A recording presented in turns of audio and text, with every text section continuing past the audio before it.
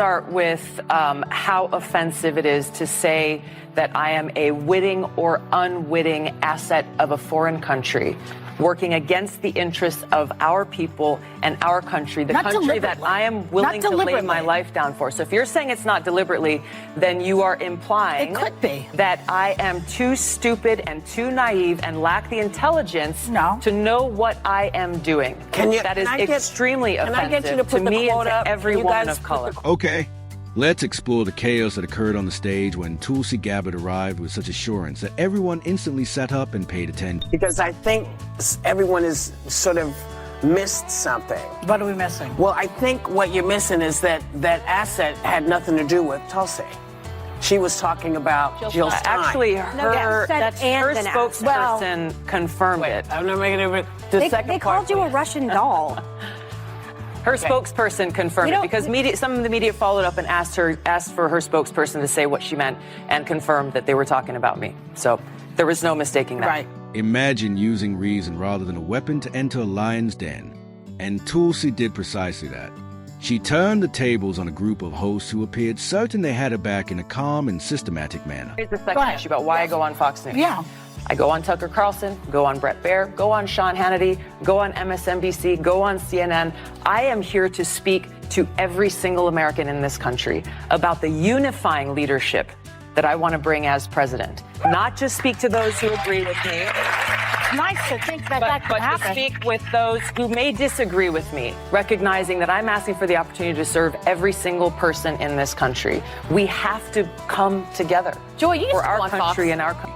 And its audacity, it was immediately apparent that this was not your typical edition of The View as Tulsi began to speak.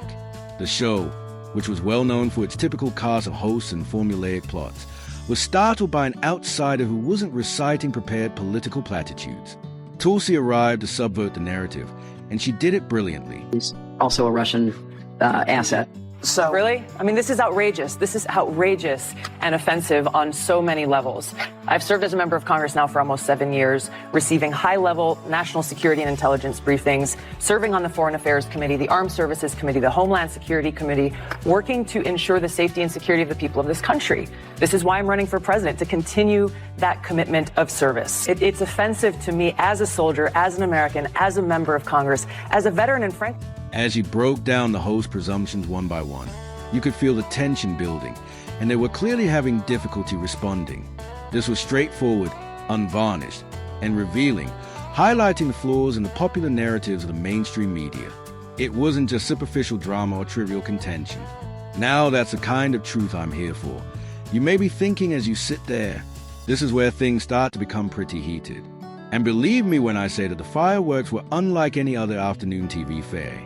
The moment Tulsi Gabbard made an appearance was more than just an interview. Gabbard, in our opinion, has given a smackdown on The View. True. We are back with Colin Rogero, Democratic strategist, and Henry Rogers, reporter for the Daily Caller. Let's start with Tulsi. So you will recall that there was a whole flap that we definitely talked about here where Hillary Clinton accused her of being a Russian asset, ridiculous, baseless, stupid smear. Joy Behar on The View had sort of backed Hillary up and called Tulsi a useful idiot. Well, yesterday, Tulsi was on The View and had this. Right out of the gate, Tulsi faced harsh criticism and pointed questions, but she refused to back down. She was up against a group of voices that were attempting to confine her. What followed resembled a heated argument in a teacup, with each exchange shattering the show's usual comfort zone. Tulsi wants to tell the truth and wasn't there to play politics. To be honest, consider a politician that doesn't dodge or spin. That's Tulsi. The turning point was when she responded to Hillary Clinton's grave humiliation of being even subtly called a Russian asset, a story that some of the hosts repeated. Tulsi Gabbard co-hosted The View, and things got spicy between Gabbard and some of the ladies on the show, especially when it came to some of the rumors that have been flying around in regard to Tulsi Gabbard and her relationship with Russia. So let's take a look at what she's upset about. So what she was referring to there were previous statements that were made by a few of the women on The View. So for instance, when the show discussed Gabbard and Clinton's comments about her recently, Sunny Hostin said, quote, I've often said that Tulsi is sort of a Trojan horse in this. She's polling at only 1.2%, yet she's still in the race. And then, really fast on that. I don't. What does she mean by Trojan horse? I don't know. I really don't know. But look, like there are multiple people who are only at 1%. Yeah, exactly. I would say like 5 people are at like 1%. Tim Ryan. The spectators' gaze darted back and forth as if it were a tennis match. The mounting drama when the host pushed harder rather than easing off, things became serious. The first person to attempt to steer the conversation into a safer area was Whoopi Goldberg, who typically had a soothing, balanced voice. This whole thing has been nothing but good for Tulsi, and I thought she handled herself very well there. She did. She's very clearly comfortable under pressure. Maybe that has to do with her military experience, but I think these are kind of silly accusations, and I'm a little bit ashamed that the Democratic Party establishment hasn't backed her up more. She's a Russian plant because she goes on Fox News. That would make me one too. Yeah. I mean, we're probably all here. We're all Russian plants by that Bernie Sanders and Pete Buttigieg and Beto O'Rourke, all of the Amy Klobuchar, these people who went on Fox. Yeah, Andrew Yang. It's insane. I thought she handled herself very well. I mean, Joy Behar is. I'm not even. Yeah, no comment about Joy Behar. Yeah, but seriously, she has her stick.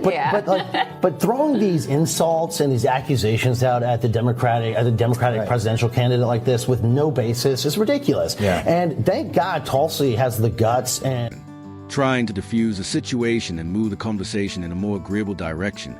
But when Tulsi began dissecting her points one by one, Whoopi's composed demeanor started to falter. Although she awkwardly walked it back, she had suggested that Tulsi was a Russian asset. How, therefore, did Tulsi reply with cool reasoning and succinct, accurate answers that eliminated any possibility of misunderstanding? Next was Joy Behar. You are aware that Joy is often quick to make a witty remark. As usual, Joy attacked Tulsi by raising doubts about her many appearances on Fox News, implying that it undermined her credibility. However, Tulsi didn't miss a beat.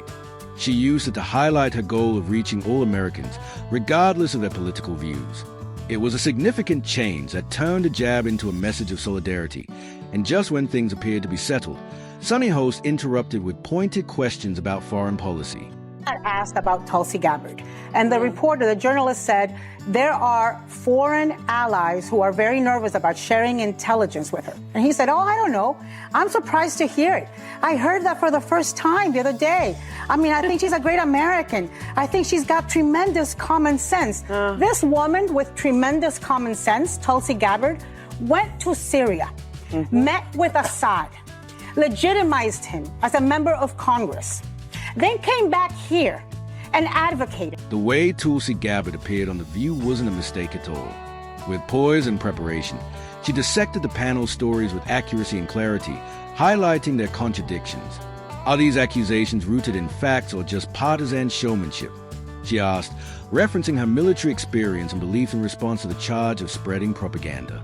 She surprised the host by skillfully guiding the conversation, transforming what was intended to be a trap into a lesson in civil discourse. Of that New York Times article, there were a number of things in that article that were completely inaccurate, which speaks to, again, and there is an investigation that's underway to try to figure out the source of this leak or sources of this leak around that specific incident. It makes things much harder in constantly questioning and looking over your shoulder. Okay, who's in the room?